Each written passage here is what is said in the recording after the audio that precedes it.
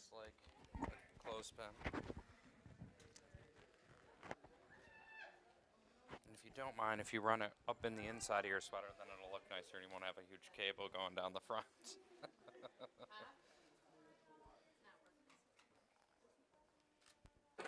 Hey, Perfect. And then just go this way, and I'll.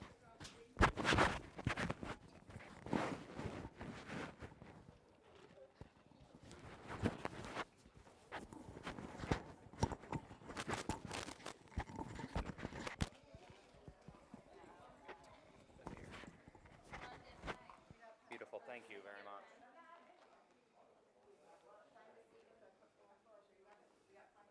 You ready?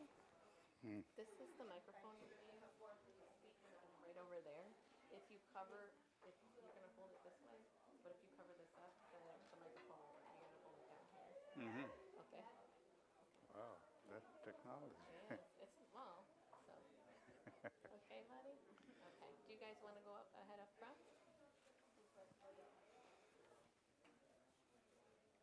I forgot to tell You you have to go up. at the World. Go ahead up then. Go ahead up. Oh, here's the microphone. The speaker is right over there. Go ahead, right up front.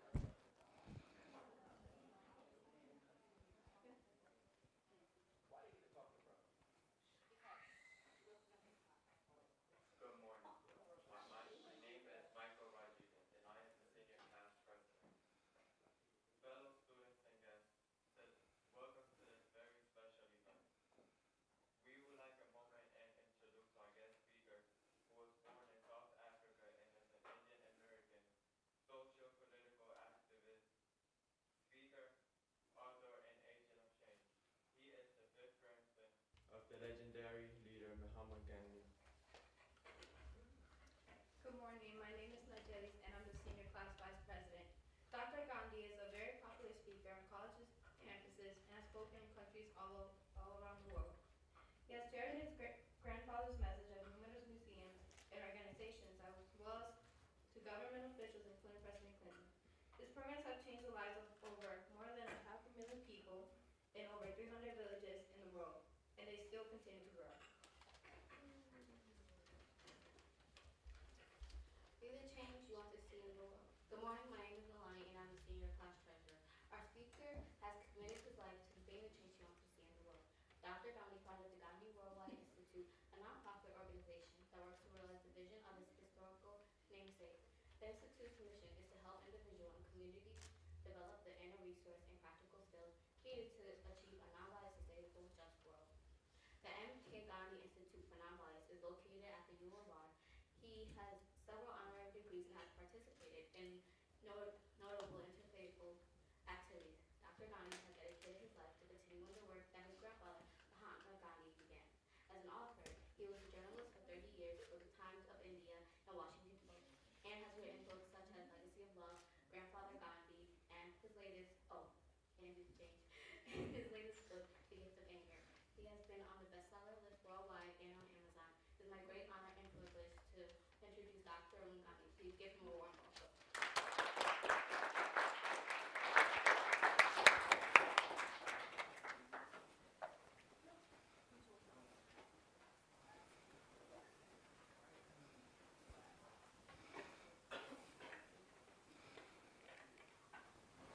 Thank you very much. It's a great pleasure to be here this morning.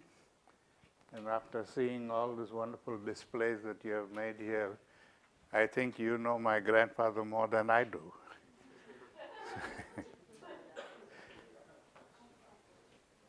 So I'm going to share with you a little of what I learned from him. And the two lessons that I think are the most important in my mind. The first lesson is, of course, dealing with anger. We all get angry very quickly and for various reasons every day. And because we are not taught about anger and how to use it intelligently, we are so ashamed of anger, we don't want to talk about it, we don't want to teach it, we don't want to learn about it. And so we end up abusing anger. And my grandfather told me that anger is actually a wonderful emotion. It's a very powerful emotion. He used the analogy of electricity. He said it's just like electricity. It's just as powerful and just as useful, but only if we use it intelligently. But it can be just as deadly and destructive if we abuse it. So just as we channel electrical energy and use it for the good of humanity, we must learn to channel anger in the same way so that we can use that energy for the good of humanity rather than abuse it and cause death and destruction. He suggested that I write an anger journal. He said every time you get angry over something, don't act on it, don't say anything or do anything that you're going to regret later on. But write it all down in your journal. But write the journal with the intention of finding a solution to the problem, and then commit yourself to finding a solution. Now that is very important, because a lot of people tell me they've been writing an anger journal for a long time, but it hasn't really helped them, because every time they go back and read the journal, they are just reminded of the incident and they get angry all over again. So we don't want the journal to be a reminder of the incident. We want the journal to help us find a solution to the problem. So it's important that we write the journal with that intention and then commit ourselves to finding that solution. I did this for many years, and I must say it helped me considerably in learning how to use the energy of anger constructively and intelligently rather than abusing it. Harvard University recently did a study, and they came to the conclusion that more than 80% of the violence that we experience, either in our personal lives or in the lives of our nations, is generated by anger. We get angry and we say things and do things that we regret. Now, if we learn to use anger constructively and intelligently, we would be able to reduce violence very substantially. If we can even cut it down to 50% of what we practice today, it will make a tremendous difference in our lives. But to do this, to be able to channel that energy of anger constructively and intelligently, we need to have control over our minds. And today we don't have any control over our minds at all. I mean, as you are sitting here, you'll find that your mind is filled with a dozen different thoughts, all racing through your mind at the same time. So to that extent, you are not able to focus your full attention to what is going on at this moment. And that is natural because we have never done any mental exercise. We do a lot of physical exercise because we want a strong body, strong and healthy body. But we have never done any mental exercises for a strong mind. And that's something my grandfather taught me to do. He said, just spend a few minutes every day quietly in your room and hold in front of you something that gives you pleasure to look at. It could be a flower or it could be a photograph, whatever. Just hold that in front of you for 1 minute. Concentrate your full attention on that object and then close your eyes and see how long you can keep that image in your mind. In the beginning, I found the moment I closed my eyes, the image vanished because I didn't have any control over it. But then when I began to do this exercise regularly every day, I found that I could keep that image longer and longer in my mind. And to that extent, my mind was coming under my control. So then, once I get control over the mind, I can focus on whatever I want to do at that moment and not let the mind stray around as it happens every day in our lives today. So it's a very important exercise for all of us to do. It's essential that we have a good, healthy body, but equally essential that we have a good, healthy mind also. So I would suggest to all of you that you should try doing this every day to improve your own lives and stop you from doing something silly that you will regret. The other lesson that I think is very important also is about understanding violence. You know, when we talk about violence today, we only talk about the physical violence because we see it happening all the time, we experience it, we feel it, and we see it. And so physical violence becomes the most important thing that we focus on. Grandfather taught me that there's something called passive violence, something that we all practice every day, but we don't even know about it. And he taught me this lesson through a little pencil. When I was coming back from school one day and I had this 3-inch pencil in my hand, and I thought I deserved a better pencil and threw it away. And I was so sure that Grandfather would give me a new pencil when I asked him for one. But that evening when I met Grandfather and asked him for a new pencil, instead of giving me a new one, he subjected me to a lot of questions. He wanted to know how the pencil became small and where did I throw it away and why did I throw it away and on, and finally he asked me to go out and look for it.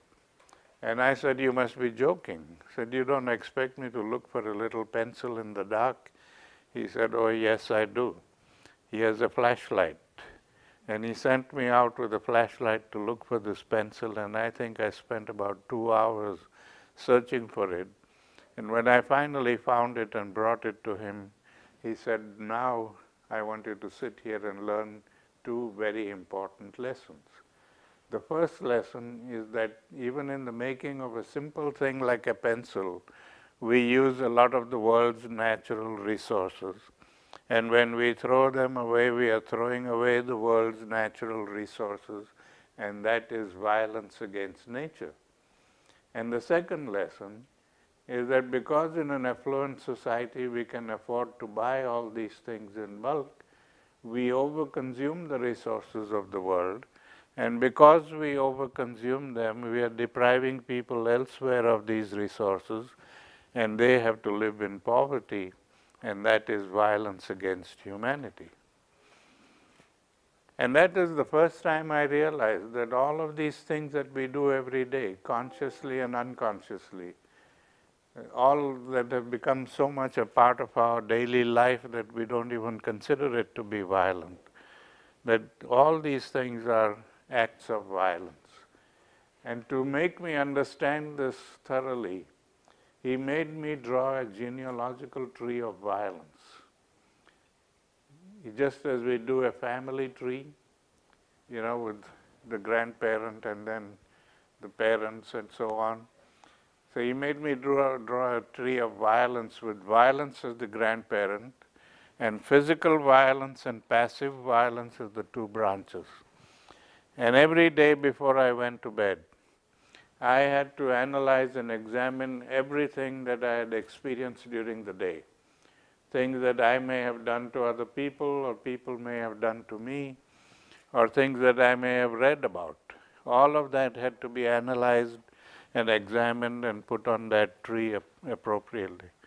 Now, if it was the kind of physical violence that we know about, all the kicking and beating and murders and rapes and wars and fighting and all of these things where physical force is used, that would go under physical violence. But if it's the kind of violence where we don't use any physical force, sometimes we don't even see the other person, but through our actions or inactions, we are depriving that people or hurting that person in some way or the other. And that would be passive violence. And the way I had to determine this was to ask myself, if somebody were to do this to me, would I feel hurt by it or would I be helped by it? And if I came to the conclusion that it would hurt me, Coming up for period 3, you have 2 minutes to get to class. 2 minutes to get to period 3. so if you feel that it would hurt you if somebody did that to you, then that would be passive violence. And when I began to do this exercise, and within a few months, I was able to fill up a whole wall in my room with acts of passive violence. The physical didn't grow very much because there's a limit to what you can do physically. But the passive violence grew endlessly. And that is when grandfather explained the connection between the two. That we commit passive violence all the time, every day, consciously and unconsciously. And that generates anger in the victim, and the victim then resorts to physical violence to get justice. So it is passive violence that fuels the fire of physical violence. So logically, if we want to put out that fire of physical violence, we have to cut off the fuel supply. And since the fuel supply comes from each one of us, we have to become the change that we wish to see in the world. If we don't change, if we don't look at our weaknesses and the way we commit passive violence all the time, we will never be able to bring peace in this world. Which is why we see today the world is divided between the rich and the poor. Almost half of the world lives in affluence, and the other half of the world lives in abject poverty. And as long as we have that kind of situation, we are going to have a lot of violence, we are going to have a lot of crime, and we're going to have a lot of terrorism, and all of these things are going to keep growing because we are not addressing the issue of poverty at all. So poverty is a very important thing that we need to be concerned about, and the only way we can safeguard and be safe in our countries is to ensure that everybody lives safe in their own countries. Today, we have this caravans of refugees coming from Central America. They're not just out for fun or to come and take our jobs or anything like that. Imagine the desperation of people who are willing to walk for 3.5 to 4 months, thousands of miles, carrying their babies and their possessions and coming here. I mean, they're so desperate with all that violence and poverty and destitution that they would rather walk all that distance and come here and seek refuge. So that is going to go on as long as we don't address the issue of poverty all over the world. And that is what we need to do. And that is why, in a small way, I started or helped start this school at Avani, where we have been rescuing children from poverty, who live in abject poverty, and giving them hope by giving them education and enabling them to break out of that cycle of poverty. Now, these are things that all of us can do on a small scale, because eradicating poverty needs a lot of compassion and understanding. And compassion and understanding can come only from people like you and me. It cannot come from governments. The governments have a very bureaucratic approach to all the problems, and they can't do this except provide money for it. But otherwise, we have to take the initiative, and we need to do something to help people in living in destitution or poverty, even if it is within our own neighborhoods. we need to do things that we can improve their lives so that they can be, reasonably safe and in good condition.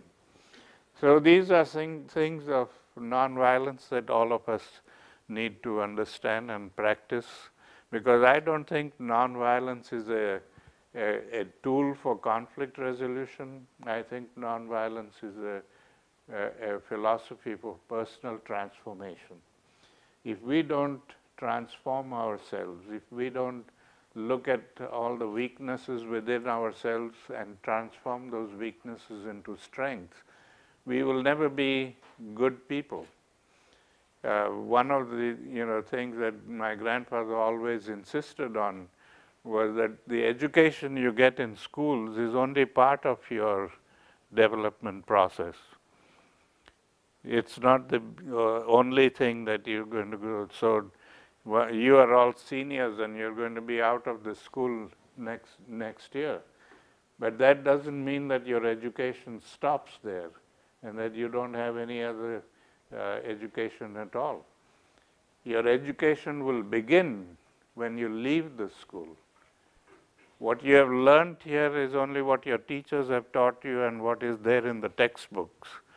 But what you're going to learn outside is lessons from life and from your experiences in life. And if you don't learn those lessons properly and avoid the pitfalls that you're going to come to, because there won't be any teachers there who are going to save you or show you the way there. That is when you are going to have to learn for yourself. And if you fall into those pits, then you ruin your life. But if you are able to avoid those pits, you will be able to make something out of your life. So have an open mind and keep learning every day. I still, now I'm 85 years old, but I still have that open mind. And every person I meet and every experience that I have every day is a lesson for me. I'm learning from it all the time. I'm learning from all of you while I'm here with you. And that can happen only if we have an open mind and are willing to learn from experiences. But if we close our minds and say that I'm done with education when I get out of the school, then you're going to face a lot of problems in life. And many of those problems will just destroy your life. So I hope that you will not destroy your lives, but make something out of your life. The purpose of all of us being born today or being alive today is to make this world a little better than we found it by our presence and by our actions. Otherwise, the meaning of life will be nothing. We are not here just to while away our time from birth to death.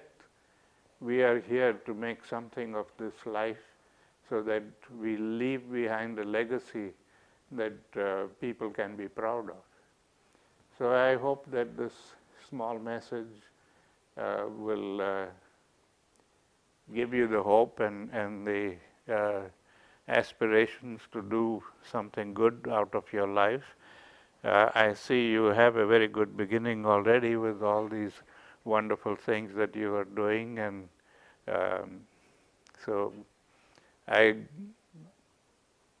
leave you now with my blessings and hope that all of you will turn out to be wonderful citizens that this city and eventually this world will be proud of. Thank you.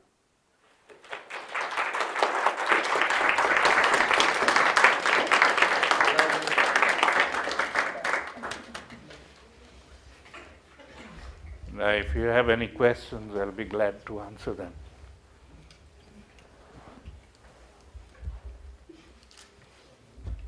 They have posters and posters of questions. They just have to get up the nerve to ask it. I can't wait to see. Get up? No, I'm not going to eat you up or anything. Sally.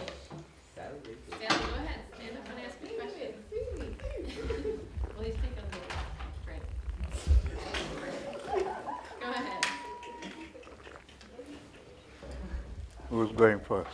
What's your question, Sam? No, you ask him. Somebody else go first, then I go.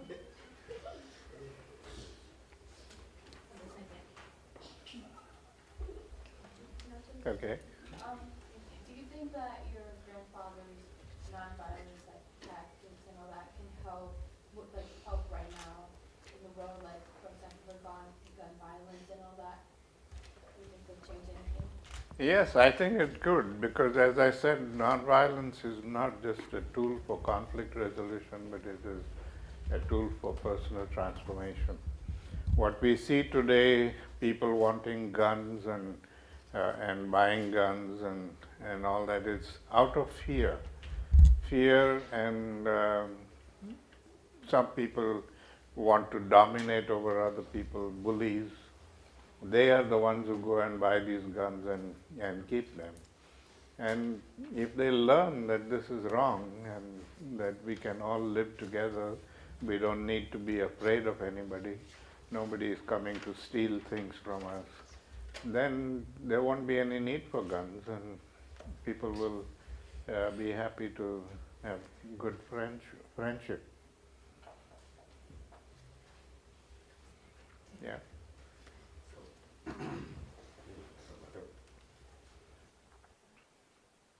Around like what time, around like what age did you notice there was like a lot going on in the world and you wanted to be a good inspiration to people and a good change in the world? I don't think there was any one particular moment when that happened. I think it was just the fact that I grew up with a family where my parents were very concerned about poverty and about all the pain and anguish in society, and they had devoted their life to trying to help people in some way, all the time. So I grew up in that kind of atmosphere and I don't know if I've ever told you this story, but when I was a young kid, about 3-4 years old, um, the only kids who were my age I could play with were kids of the African agricultural workers uh, who lived in tremendous poverty. They were, exploited by the whites, paid very little, so they were living in little mud huts and they didn't have any clothes to wear or anything. But my parents encouraged me to play with them. They said, you should not look at their poverty or their difficulties. They are human beings, just like you, and you can go and play with them and have fun. But while playing with them, they told me that I have to observe and see how do these people entertain themselves, because they don't have money to buy toys like we do, and we want something, we go to the shop and buy it and have fun. These people don't have that kind of facility, and yet they they live and they grow. So what do they do? How do they find something to play with? And while I was with them, I realized that they were making their own toys. Because they couldn't go and buy toys, they would look for things in the garbage and turn those things into toys and play with them. And I learned to play in the same way.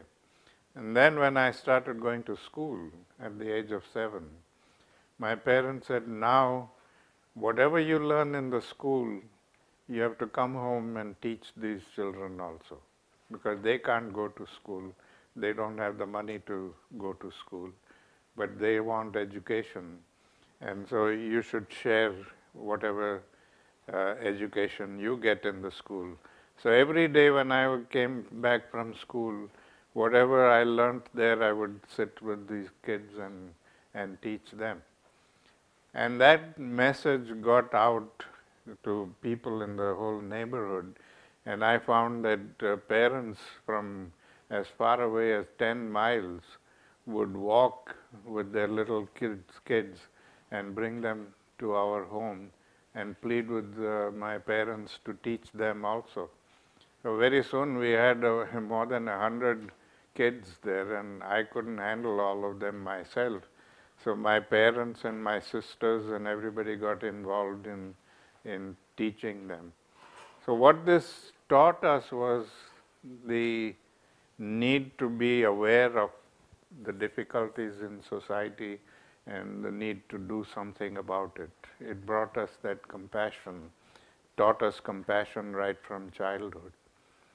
And, some people may not have parents who had that kind of foresight, but it doesn't mean that we can't learn from other people. We can learn from experience, we can learn from other people's experiences, and the thing is that we need to understand that our life should be meaningful, and we should leave behind a small legacy for somebody to be proud of.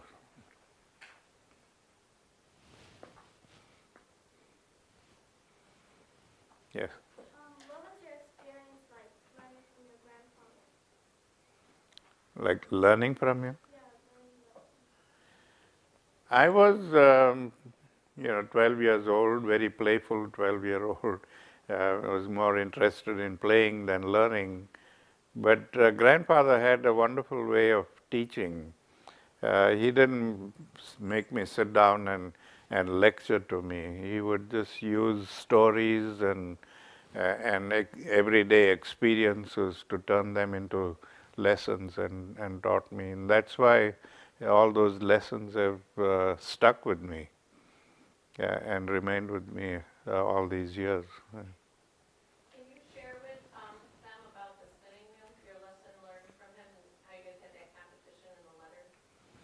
Yeah, one of the things that he did, in India there was a lot of poverty, and although India produced a lot of cotton, the British took all that cotton away to England and made it into cloth, and then they would bring it back to India and sell it at very expensive rates. And so the people in India couldn't buy that expensive cloth. So a lot of the poor people used to be dressed in rags and just, bare minimum clothes. And grandfather said that political freedom will be meaningless as long as we have this economic oppression. And so he found that spinning wheel. He manufactured a spinning wheel which was very simple to operate, and you could turn the cotton into threads and then threads into cloth. And so he enabled the poor people to be self-sufficient in producing their own cloth. And he inspired everybody, even those who were not poor, to spin so that they could give that cotton to the poor people and make cloth for them. So we were, we all learned how to spin. And often when he was telling me stories or something during the hour that he spent with me, we would spin. He was a multitasker. He believed that you don't need to just sit and talk to each other. You can use your hands to do something at the same time. So meetings like this, when you're listening to somebody talking, all the young people would be sitting on the floor spinning at the same time and producing cloth. So once when we were spinning together, I challenged grandfather and I said, let's see who spins the thinnest threads. And he took up the challenge, and we every day we used to have this competition. And eventually it turned out that I beat him in this. And he wrote a letter to my parents and he said, although I taught Arun how to spin, he beats me now in producing the thinnest threads there.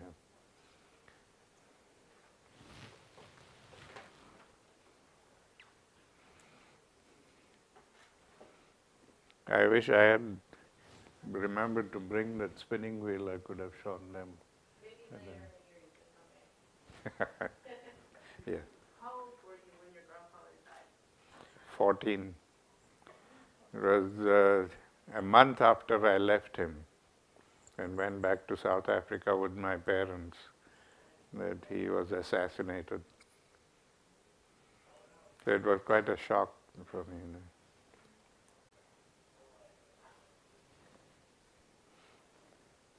Yes. Did you think you have to grow up faster than you have than you wanted to grow up? I'm sorry, I didn't quite. Do you think that you grew up faster than you wanted to? Yeah, I guess in some ways I did. But, these are circumstances in life that you can't do anything about, and you have to make the best of it. And so I learned to use it to my advantage, and we can all do that. We don't have to regret what we lost. We have to be thankful for what we gain. If we spend our life regretting what we didn't get, then we'll just be sad all the time. But if we are happy with what little we get and we can transform that into more, that would be a better way of doing things. Yes. If you were able to have one more conversation with your grandfather, what would the conversation? I guess I would speak a lot more about the current politics that's going on all over the world, and how can we, improve politics instead of making it exploiting people and the politics today has become very dirty. It's exploitative and it's all about power, people wanting power, and that is not what it should be. So I would be getting his opinions on that. Yeah. Despite everything, what is one thing you at least enjoy doing, aside from giving inspirational speeches and all? Like any sports or hobbies? Well, I do like a lot of tennis. I enjoy tennis. I used to play a lot of tennis. I didn't tell you this story, but when I was a teenager and we had this farm and a lot of land there, and I was very interested in tennis, so one day I asked my parents, I said, can we not build a tennis court here and so that I can play with it? And my parents said, sure, if you can provide the labor.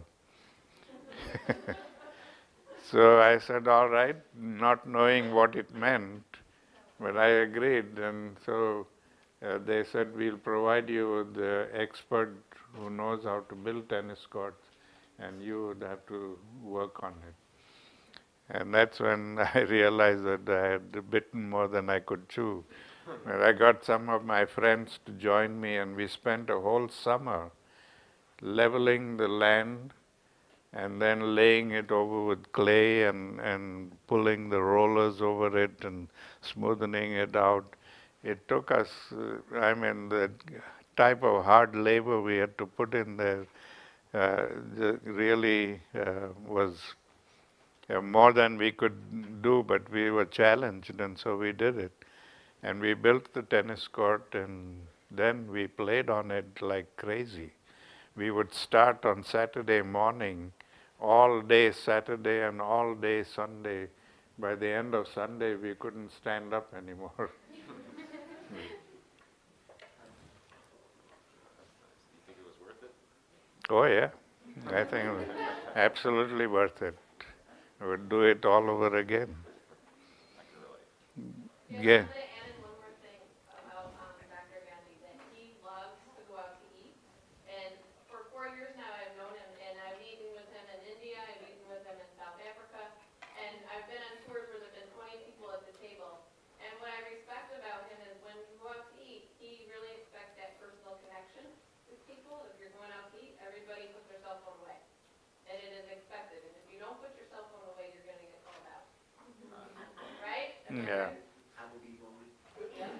So it's a Yeah. lesson that I learned from Because that's a little time that we have to talk and, be relate to each other. And if we are stuck on our cell phones all the time, I mean, it's painful when I see uh, people sitting across each other and they're texting each other instead of talking with them. That's just sad. I'd be more focused on eating, to be honest.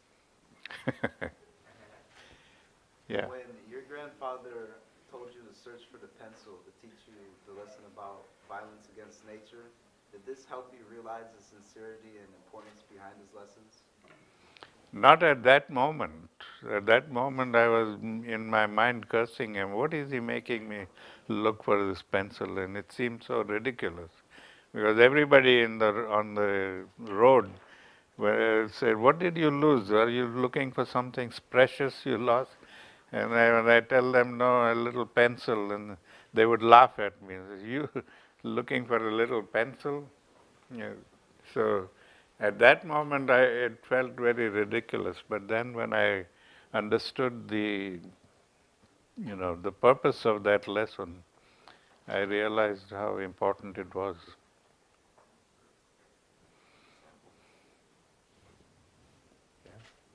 In your book, I read a part and it said that you were scared to put your identity out because you might be discriminated. How did you feel about that? Not scared of identity, because in South Africa they discriminated on basis of color. So if you were not white, you were black. It didn't matter where you came from. So it didn't matter whether I was a Gandhi or not, or related to a Gandhi. It was just my color was not uh, good enough for them, and so I was discriminated. In your latest book, you wrote about how your grandfather said that after his death, his cost reduced anyone else's cost, no one looked at their cost. Do you think you've done a good job at making his cost or his cost? I think I've tried to do as good as I can, understand it to be, and as much as I can as a single person. But there's pretty big, there's so many problems in the world, and I don't have the capacity to solve all of them. But even if I can solve a few of them in some way, or make a difference in somebody's life, that's worth it. We sometimes get hung up with the idea that we want to change the whole world. And then when we realize that we don't have the capacity to change the whole world, we don't do anything at all. We get so despondent that we say, well, if I can't change the world, why waste my time? But if we start changing people around us and, making a little difference in our neighborhood, the world will eventually change too. So you have to set yourself goals that you can achieve. When you set yourself a goal that you can't achieve, you then can get disheartened very quickly. If you were to go back to India today, what change would you see? Sorry? If you were to be able to go back to India today, what change would you see? If I went to India? Yeah. Well, every year I go to India, and the thing that strikes me is that we make a lot of economic change, and the rich seem to get richer, but the poor are always poor, and I feel very hurt about that. And that's why I think in this little way of rescuing these kids and giving them education is a small way of changing their lives and making it a little better than otherwise. But this is happening all over the world, not just in India. That the rich get richer and the poor remain poor. In fact, they become poorer than they were. And that disparity goes on.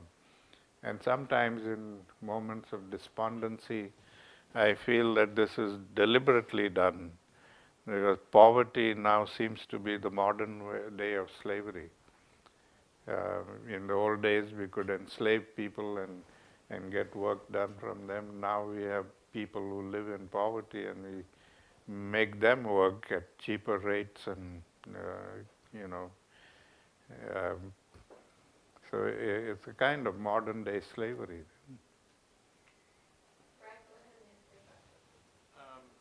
Kind of two in one. Number one, do you still hate eggs? And two, because you go out and eat with people such as Parko, what has your favorite dish been that you've eaten so far? I don't hate eggs anymore. I didn't like the omelette that I was given the first day I ate eggs. Uh, Somehow the taste wasn't good enough for me. But now I've learned to enjoy eggs and omelets. And my favorite food when I go out to eat is chicken tikka masala. It's an Indian dish, chicken tikka masala.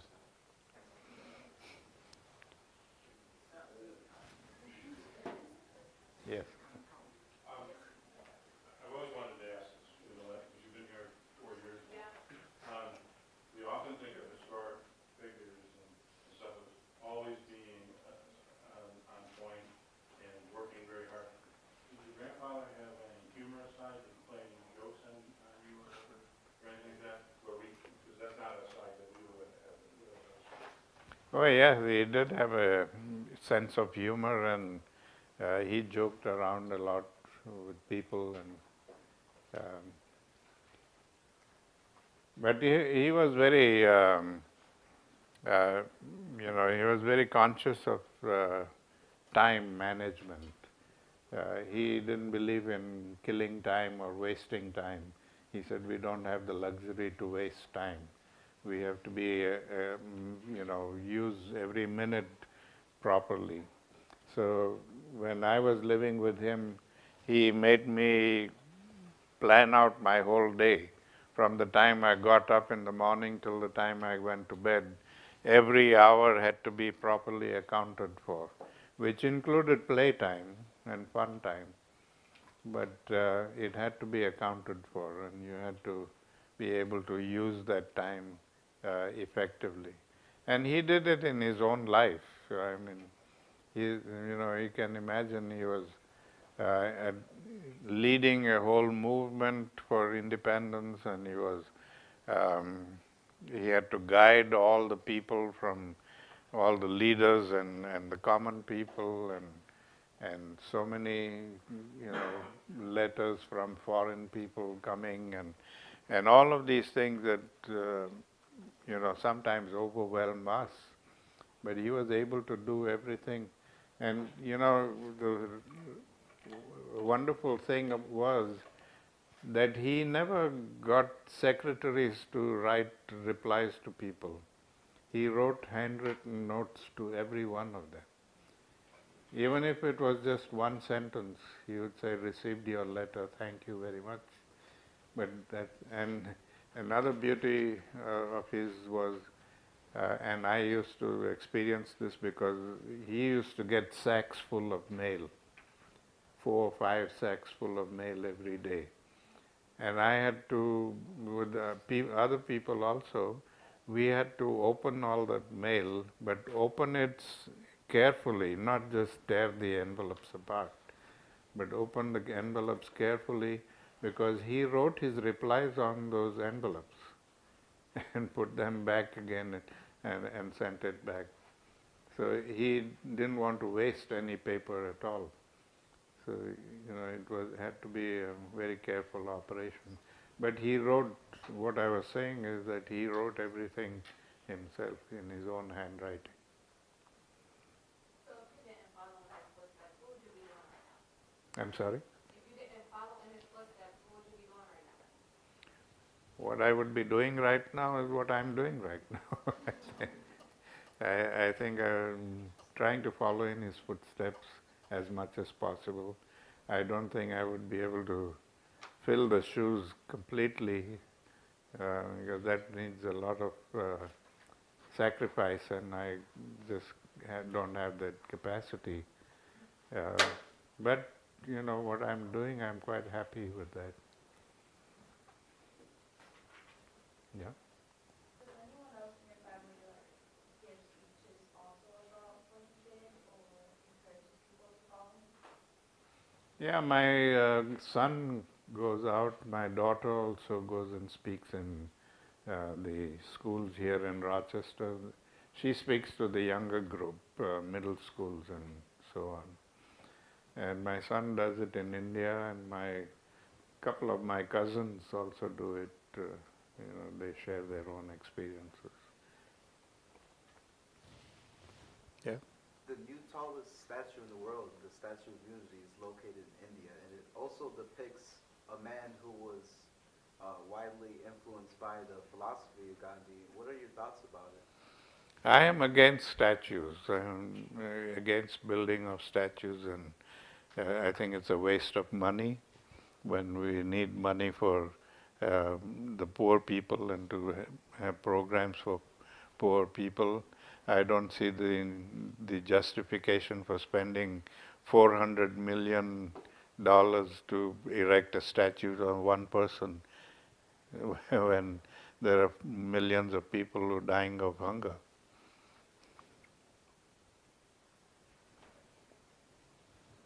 Yeah. How long have you been in Rochester? I've been in Rochester 12 years. Before that, I was in Memphis, Tennessee for 14 years. And before that, I was in Oxford, Mississippi for 4 years.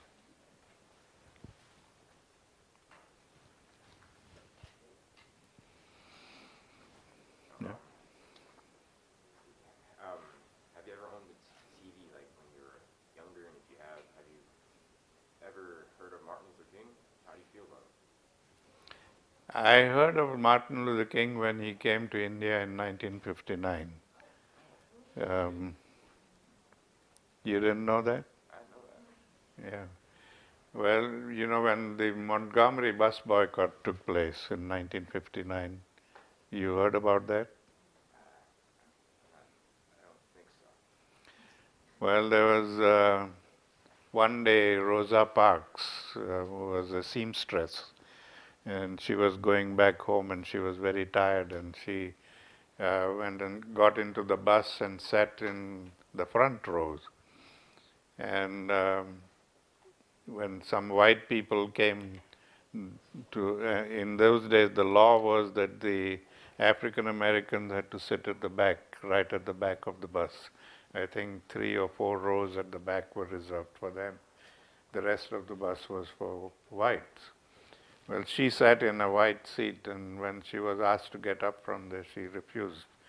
So I'm not getting up, I'm too tired. And so that sparked off a lot of things. The police came and they tried to, then other people joined the thing, and very soon it became a big issue. And then the African American community in Montgomery, Alabama, decided to boycott the buses. And at that time, Dr. Martin Luther King had just been appointed as a pastor of a church in Montgomery. And he was, he wasn't a prominent leader or anything. He had just come out of college, and this was his first assignment. And he was worried about how he's going to, make it a successful assignment. And then suddenly, one day, this whole issue of boycotting the buses fell in his lap, and he had to take the leadership of it. And that bus boycott went on for nearly 200 days or something. They refused to, the African people used to walk to work and back again. Then many of the African people and some white sympathizers also would carpool and take them home every day, those who had cars. So that bus boycott was the first action that the African American people took against prejudice in this country.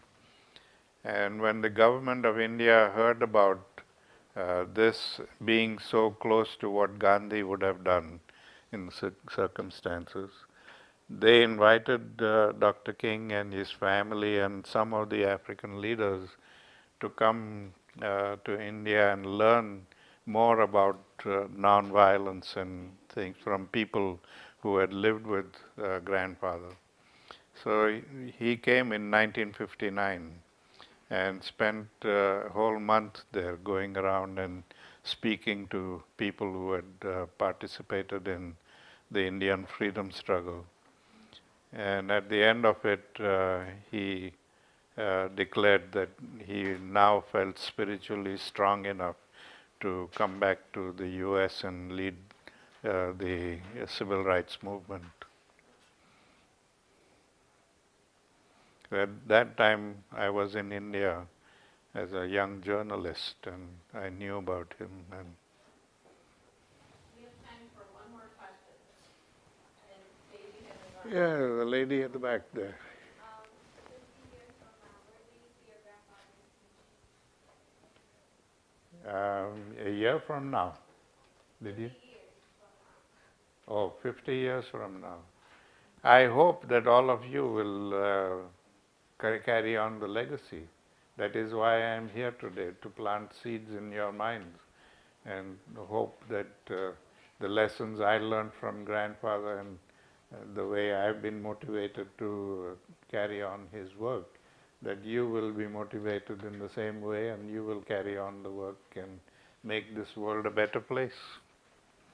So 50 years from now, I'll be looking from up there somewhere to see what you have done. Let's give him a round of applause.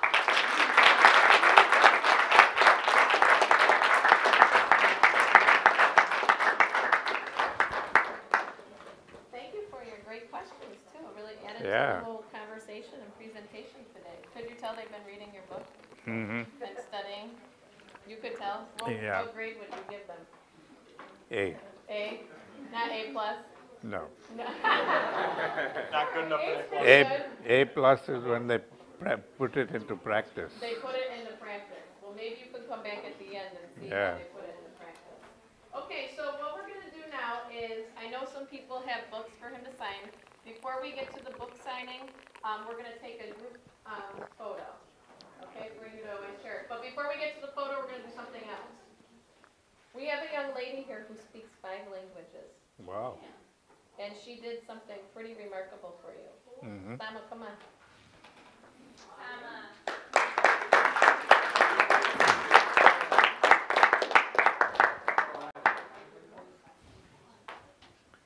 This is Sama.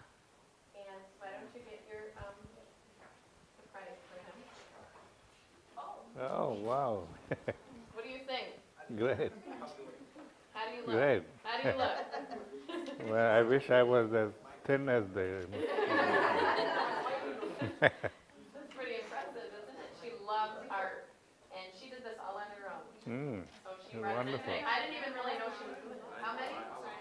9 hours. Wow, that's wonderful. So she wanted you to have that. Thank you very much. Okay? Okay, let's Thank you, Sama.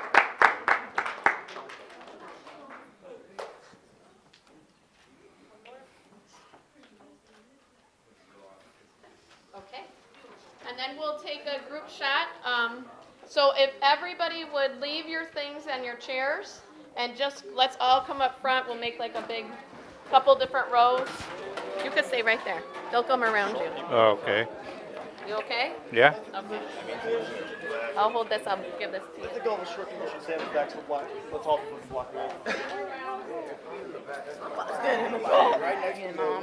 I'm about to get right next to Bro. Watch out. Watch out. What we're going to do is we'll put some chairs down front. Can you guys all grab a chair here? And we'll leave the clipboard on the side. Stop throwing.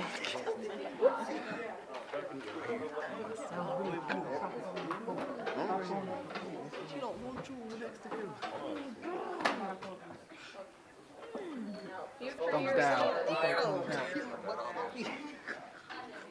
Here's another chair.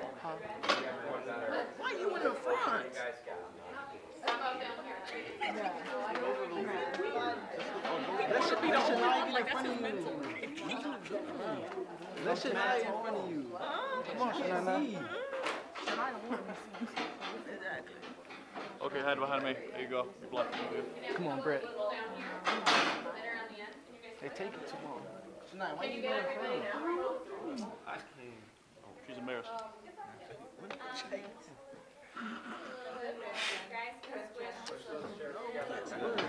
Push in a little bit.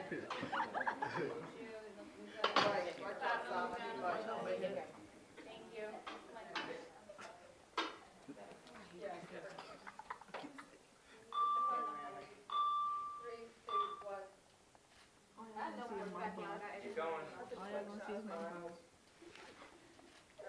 Oh, you took. She took like 9. We good? We have some good ones? We're good? Okay. If you have a book for him to sign, you can hang out here. We're going to put the